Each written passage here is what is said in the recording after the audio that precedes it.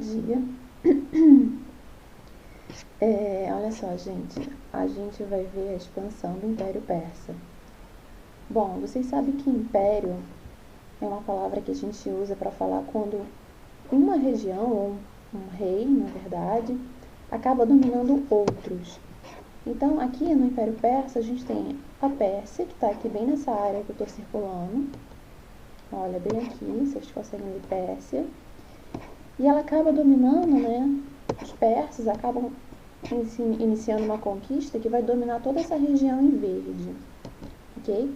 Fora da área verde não foi domínio dos persas. Então eles começam primeiro, eles enfrentam os medos aqui em cima, olha, na região da Média, que viviam os medos.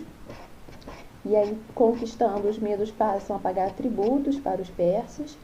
Depois eles continuam o seu domínio na direção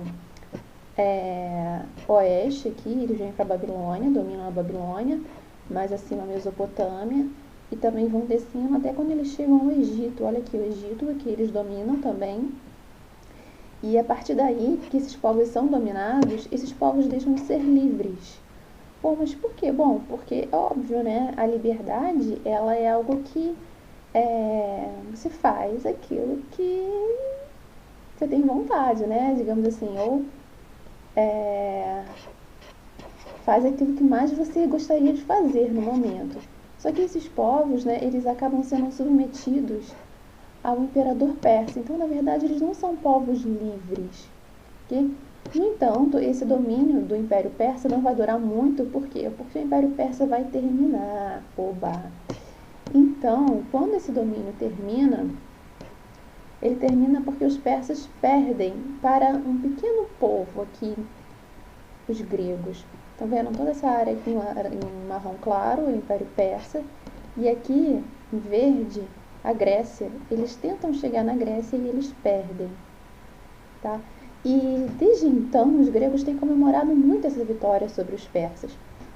Na verdade, não é uma vitória sobre os persas, porque os gregos não chegaram a dominar os persas, mas os gregos não deixaram que os persas os dominassem. Então é uma vitória que deu a liberdade, né, para os gregos, e é por isso que eles comemoram tanto. E existe uma vitória, né, que é muito celebrada, que foi a vitória que aconteceu durante a Batalha de Maratona. Foi a primeira vitória, e por ser a primeira, né, deu aquela sensação de que eles poderiam ganhar as outras também. E essa Batalha de Maratona aconteceu, obviamente, aqui na cidade de Maratona. Na verdade, era só uma região que pertencia a Atenas. E aí contava-se a história, né, já há muito tempo, que um mensageiro de Maratona saiu para Atenas, né? O general ordenou que esse mensageiro fosse até Atenas avisar os atenienses da vitória e chegasse dizendo: alegrai-vos, né? Nós vencemos.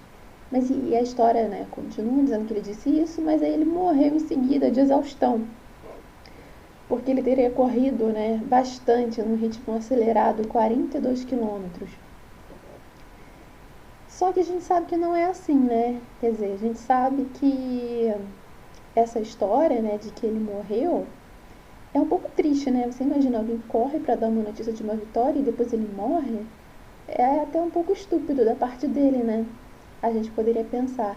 Porque, na verdade, essa história, ela é falsa, é uma mentira que foi introduzida por um homem que não queria que se celebrasse mais a vitória em Maratona. Então, para tirar o brilho, né, digamos assim, para tirar todo o entusiasmo que as pessoas tinham ao contar sobre a Batalha de Maratona, onde era a batalha onde que os gregos tinham vencido os persas, ele começou a contar essa história, né, de que esse rapaz teria morrido, né, um rapaz jovem, você pode imaginar, um mensageiro jovem, corre para dar uma notícia boa e aí depois ele morre.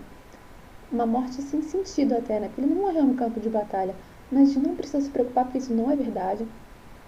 Esse homem, ele não estava preocupado com a verdade, né? Então, a gente, historiadores e também as pessoas que vão aprender história, tem que buscar sempre as informações que sejam as mais próximas da realidade, né?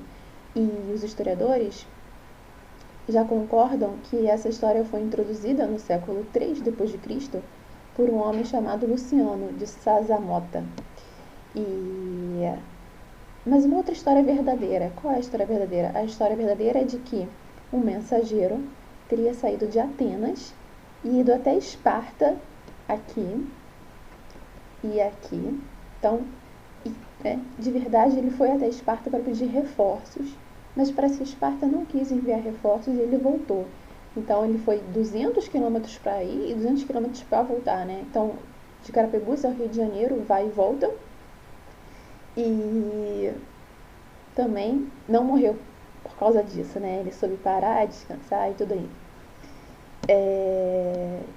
Então é isso. Aí, depois dessa vitória, né, dos gregos sobre os persas, na verdade, não foi sobre o Império Persa, foi sobre exatamente para manter a Grécia livre. Os persas então começam a se sentir cada vez mais enfraquecidos e aí finalmente vem o Alexandre da Macedônia e invade o Império termina, acaba o domínio dos persas sobre todos esses povos que viviam aqui nessa região. Na região, por exemplo, aqui da Média, região aqui da Pártia e por aí vai.